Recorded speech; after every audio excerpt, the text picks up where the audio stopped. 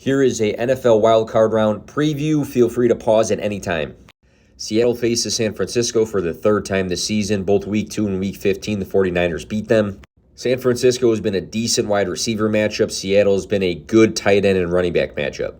Tyler Lockett against the 49ers this season has had games of 107 and 68 receiving yards. Week 15 against the Seahawks, Christian McCaffrey had 108 rushing yards, a touchdown, and 6 catches. George Kittle in this game had 93 receiving yards and 2 touchdowns. The Chargers faced the Jaguars for the second time this season. In Week 3, Jacksonville beat the Chargers. Jacksonville is a good matchup for quarterbacks, running backs, and tight ends. The Chargers are very friendly to running backs.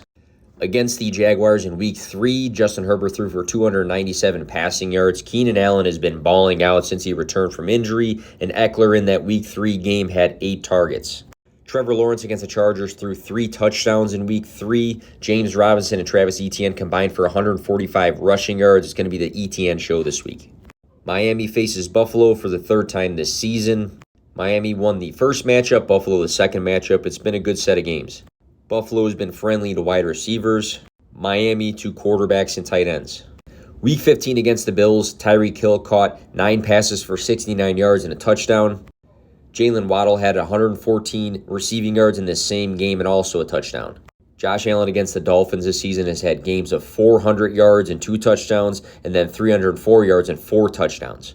Week 15 against Miami, Dawson Knox had a big game. The Giants faced the Vikings for the second time this season. They just played in Week 16. It was a 3-point game that the Vikings won. Minnesota allows the second most passing yards per game. The Giants have been pretty friendly to tight ends this season. Week 16, Daniel Jones threw for 334 yards against the Vikings. Saquon rushed for 84 yards and a touchdown. He also had 8 receptions.